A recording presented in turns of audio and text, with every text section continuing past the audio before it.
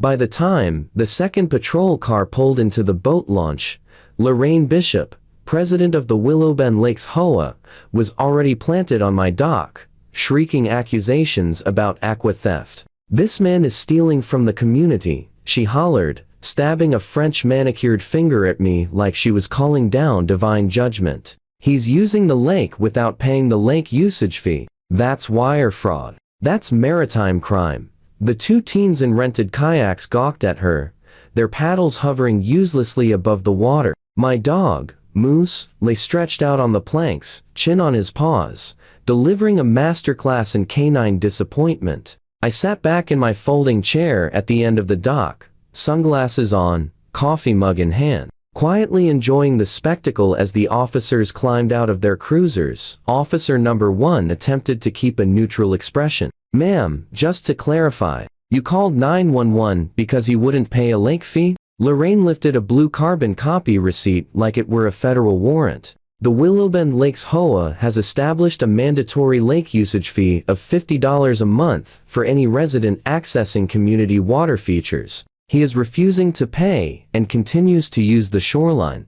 The officer turned toward me. "Sir, do you live here?" "Yep," I said, gesturing casually at the house behind me. "Ethan Cole, been here 3 years. And are you refusing to pay the HOA's lake fee?" "Yes, I am," I answered, "because she's charging people to use something that doesn't belong to her." Lorraine barked out a sharp, brittle laugh. "Doesn't belong to me? Sweetie, the HOA owns this lake. I run this lake. I literally have it on a t-shirt."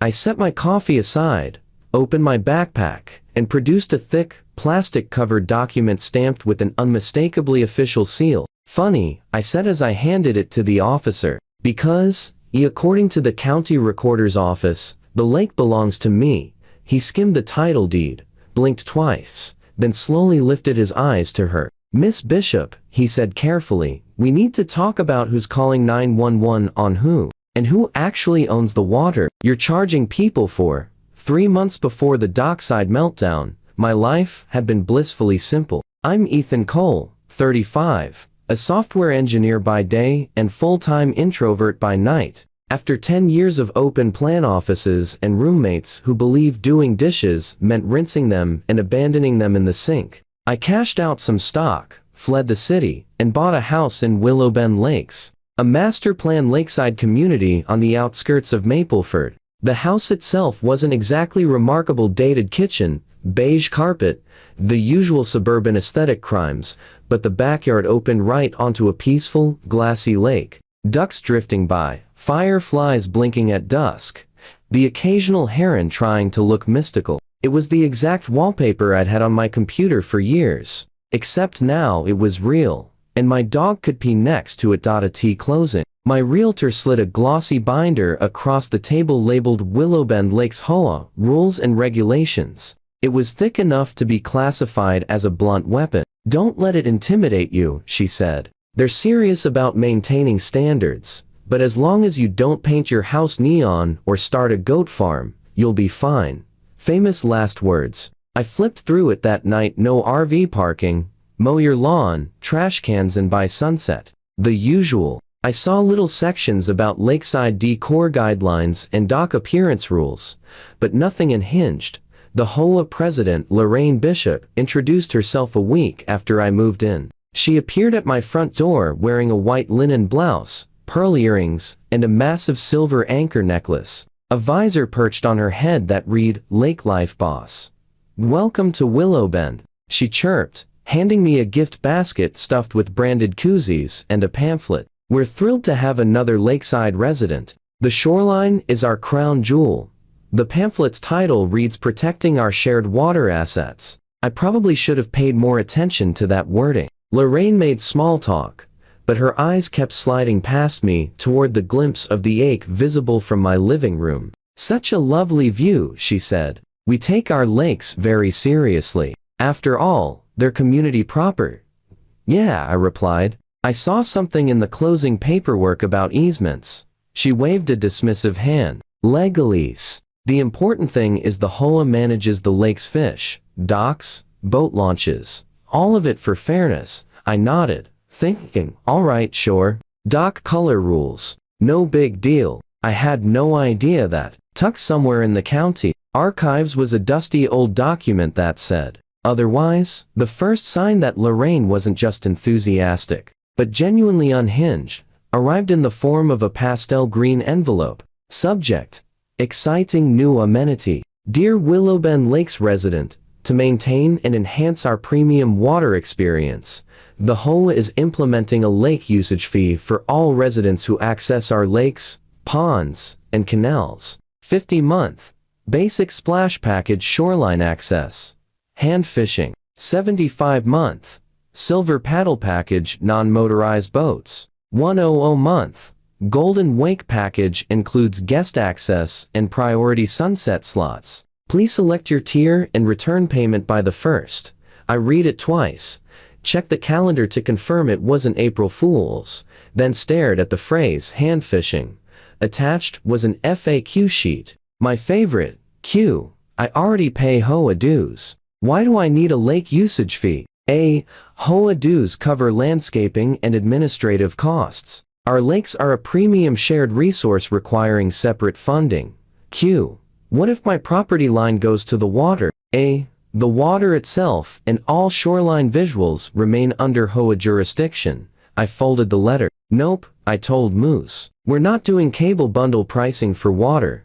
The next day, I got a follow-up email from Lorraine. Hi Ethan. Just a reminder to submit your lake usage tier. As a lakeside owner, you have mandatory participation in our premium water program. I saw your little dock so cute. I went ahead and penciled you in for the Golden Wake package. We'll add it to your next statement. Lake love, Lorraine, I replied. Hey Lorraine, thanks for the info, but I'm not opting into the lake usage fee. I'll maintain my dock and use my yard as allowed by the CC and Rs. Best Ethan, she wrote back within 5 minutes. It's not optional. Lakes are common property. If you use the shoreline, you pay. Please remember, the HOA has full authority over water access. From there, the harassment ramped up like a jet ski in a YouTube stunt video. First came the courtesy reminders taped to my front door. Observed lakeside activity without a visible wristband. Unauthorized sunrise coffee on the dock. Golden Wake perk only. Dog within 5 feet of shoreline without a lake. Pet pass. Then I noticed strangers patrolling the path behind the lakeside homes. 2 guys in blue polos embroidered with Willowbend water rangers. They carried clipboards. One had binoculars. I stood at my kitchen window and watched them stop to photograph my dock like it was a crime scene. Next, Lorraine unveiled a wristband system. To ensure fair and rule-abiding enjoyment, she wrote, all residents and guests must wear their lake wristband when within visual distance of water features. At the end of the week, a bright orange band showed up in my mailbox with a note. We've issued you a temporary basic splash band until your Golden Wake payment clears. Please upgrade ASAP. I put the wristband on Moose's stuffed duck and didn't respond. The final straw before things went nuclear was the violation notice. Issue: unauthorized launch of watercraft kayak from community shoreline without an active lake usage fee. Fine, $200. Notes: resident observed kayaking at 6:47 p.m. without a visible wristband. This constitutes theft of community water resources. I emailed her again, less polite this time. Lorraine, show me where in the recorded CC and Rs it gives the HOA ownership of the lake itself. Not the path. Not the HOA-owned park. The lake. Until then, I'm not paying your made-up fee. Ethan, she replied with a PDF of the same rules binder I already had, sloppily highlighting random phrases like water features and community aesthetic, and wrote, we own the lakes by implication. That's how HOAs work.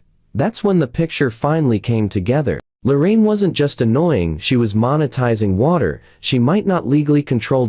So did what any introverted nerd with mild anxiety and a deep reservoir of spite would do. I looked up the property maps. The county's online parcel viewer was not designed for dramatic plot twists, but it delivered anyway. I pulled up Willowbend Lakes, expecting to see one big shaded shape labeled Lotta HOA Common Area Lake. Instead, I saw rectangles for the houses, green strips for HOA parks, and a winding blue shape representing the lake, with its own parcel number. Curious. I clicked it.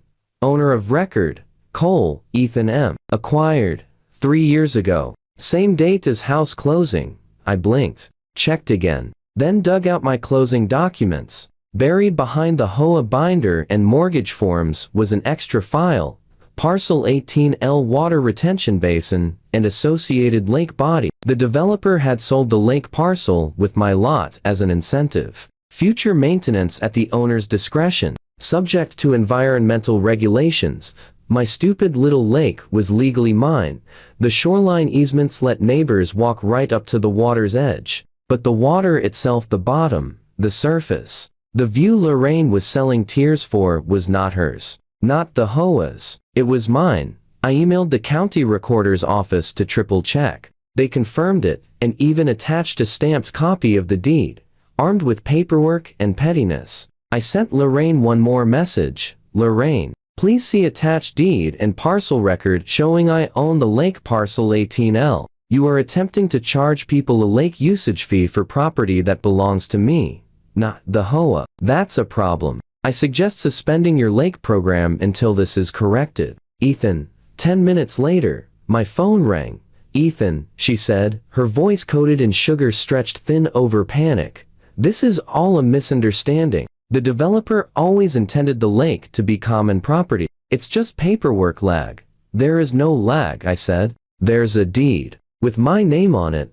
Well, she sniffed, regaining her smug tone. Regardless of title technicalities, the HOA controls community access. If you continue undermining our lake usage program, I will treat it as theft of HOA funds and trespass on common views. Common views? I repeated. Yes, she said confidently. You can't monopolize what everyone sees. You're stealing visual enjoyment.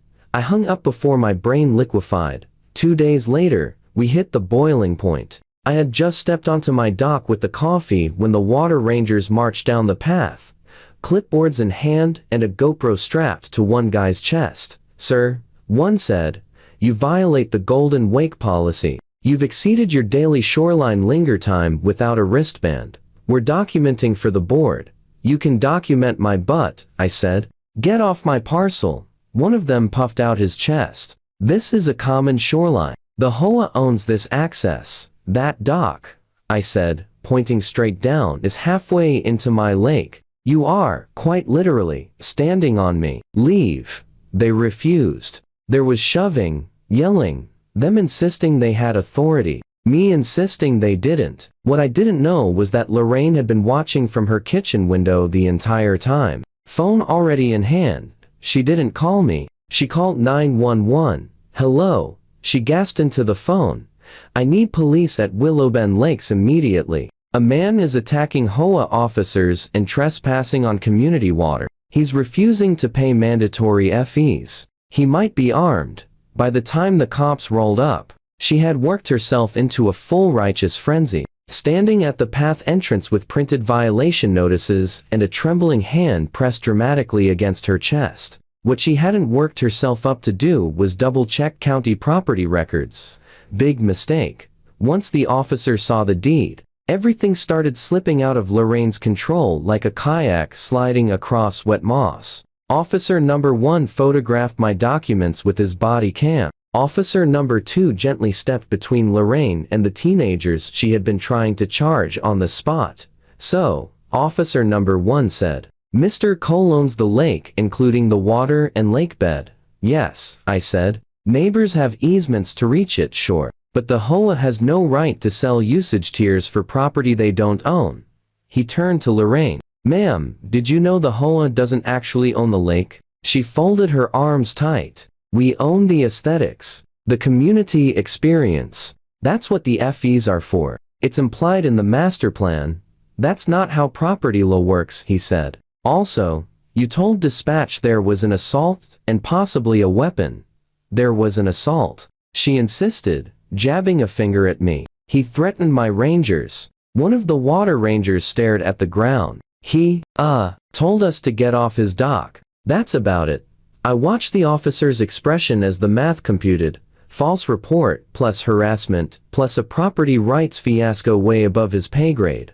All right, he sighed. Nobody's getting arrested over lake wristbands today. We're filing an incident report. Mr. Cole, if you want to pursue this, talk to a lawyer. Miss Bishop, 911 is for emergencies, not HOA drama. I had already been talking to a lawyer. When I first discovered I owned the lake, I'd done a quick consult with a local property attorney, Alicia Tran, someone who thrived on weird easements and delightfully obscure water rights. When I emailed her the officer's report and scans of Lorraine's lake usage letters, she called me, sounding practically euphoric. So the HOA is collecting money for a resource they don't own, she said, using threats of enforcement to do it, and calling the cops on the actual owner when he pushes back. That about sums it up, I said. This, Alicia said, is my new favorite thing. Forward me every letter they've sent. We're going to have fun. Within a week, she'd fired off a cease and desist to the HOA demanding they halt all lake fees and refund anyone who paid. She filed a notice with the County Consumer Protection Office, flagging a potential fraud scheme. She submitted a complaint to the state attorney general, tossing around delightful phrases like unjust enrichment and systematic misrepresentation of property rights. The HOA board, who had spent years rubber stamping Lorraine's initiatives without reading anything, suddenly realized they were standing in a minefield wearing bright red targets. Board members began emailing me privately. We thought the lake was HOA owned. Lorraine said the developer promised. We never saw the title. She handled all that. Please don't sue us. Personally, we are so tired. Meanwhile, neighbors started asking questions in the Willow Bend Facebook group. Wait, the lake usage fee we've been paying doesn't go to the lake's owner? So is that why nothing has actually been maintained? Because mysteriously screenshots of those posts found their way straight to Alicia, Lorraine responded the only way she knew how, by doubling down. She blasted out an all-caps email. Ignore false claims about lake ownership. The HOA retains full moral control of community water. Regardless of technical title, all residents must continue paying lake fees pending legal clarification. Failure to do so will result in liens. Moral control? Alicia said, when I forwarded it. Oh, framing this one. The showdown came at the special lake governance meeting. Lorraine, called I, thinking it would be her triumphant moment to re-establish her rule. Instead, half the neighborhood showed up. A local reporter slipped in through the back, and the county consumer protection investigator took a seat in the front row with a notebook. The clubhouse smelled like burned coffee and simmering resentment. Lorraine stood at the podium in a navy blazer with a tiny anchor pin. Stacks of papers fanned out in front of her. Behind her hung a banner that read, "Preserving Our Water Legacy." She launched into a PowerPoint about shared aquatic vision and future kayaking festivals. People coughed. Someone in the back muttered, "Where's the refund slide?" Then Alicia stood up. "Counsel for Ethan Cole," she said mildly, plugging her laptop into the projector. "If the board would be so kind, I have a few documents to share. Slide 1. Parcel map. Willow Bend Lakes. The lake parcel is glowing bright blue with my name on it. Official county seal at the bottom. Slide 2. A deed excerpt with the words grants and conveys and a lake body known as Parcel 18L to Ethan M. Cole. Slide 3. Page from the HOA's own public offering statement, where the developer described the lake as privately held with easements granted. Slide 4. A collage of Lorraine's lake usage fee letters, wristband instructions, and tiered packages including a bullet point for projected lake usage revenue, $45,000 per year. The room fell silent except for one whispered, "Oh, she's cooked." Alicia clicked to the final slide, a simple list titled, "What this means. HOA sold access to property it does not own. Residents paid under false pretenses. HOA threatened liens and law enforcement to enforce these fees." The HOA president called 911 on the actual lake owner for exercising his rights. She turned to the board. "You have a massive problem. My client has been more than patient. We are prepared to pursue civil claims. But first, we'd like to hear how you plan to fix this. Every eye in the room turned to Lorraine. She reacted the way dictators do when their statues start wobbling. She blamed everyone else. "The developer misled us," she snapped. "The board didn't ask the right questions. Ethan is being petty about technicalities." A board member leaned into the mic. "Lorraine, you told us the lake was common. We asked about the deed. You said it was handled. You designed the fee structure. You hired the water rangers under your authority." She opened her mouth to argue, but he cut her off with a sigh. "We're volunteers. You're the one with Lake Czar on your coffee mug." Then the county investigator spoke, calm, measured, and deadly. "Miss Bishop," she said, "our office is opening a formal inquiry into the lake usage fee program. Given what we've reviewed, there are serious questions about fraud and misuse of 911.